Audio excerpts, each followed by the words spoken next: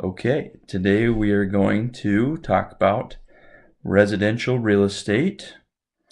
We were tasked with the assignment to first define it. And so the definitions that I found from a couple different sources for residential real estate are basically it's just where people live. So it has nothing to do with commercial buildings or industrial buildings. It only has to deal with homes. Residential real estate only becomes real estate after someone purchases the land. So land that is not owned by anyone is not part of real estate, either residential or commercial. I read somewhere in one of the articles that I read that it's arguably one of the most important financial investments that a person will make, as to how much their net worth is. If you can make a good purchase on a home and let it build its value over time, you can increase your net worth by a lot of money.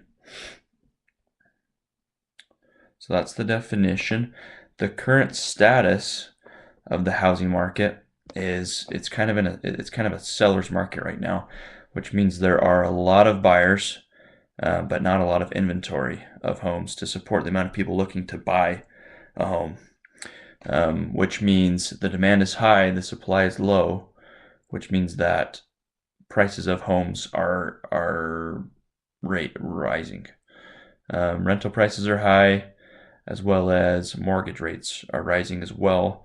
The Federal Reserve recently has raised interest rates to combat inflation, and so that effect kind of trickles down onto people trying to buy homes because the mortgage rates rise. So currently, like I said, there's a lot of people wanting to buy, but not a lot of demand.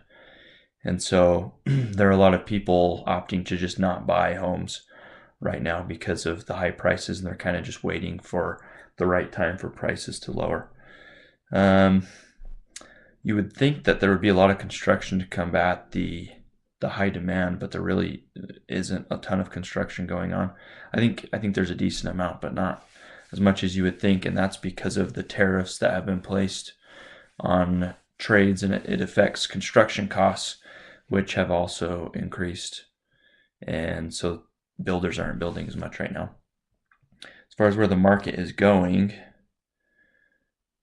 if I can change okay. Where the market is going is, this is kind of my own prediction, that homes in the kind of more affordable range need to be built, especially for millennials that are becoming homeowners, and that also have a lot of college debt, that are starting their families. They need options for homes that are more affordable, and I've seen that in construction companies. They're starting to build more cookie cutter homes, and homes that don't take as long to build. Customized homes don't seem to be as popular, especially with the new generation of young adults coming up. Let's see. You would think construction would rise. I kind of saw conflicting messages in different sources that construction will rise. I think it will, to help with the demand. According to Bloomberg, house prices will continue to grow, though, but not as high of a rate. In 2018, the home price rate increased by 8%, and Bloomberg says that it will increase by 3%. So it'll go down quite a bit in 2019, but it will still continue to raise, which means that the homes that are on the market that are for sale will continue to slow down.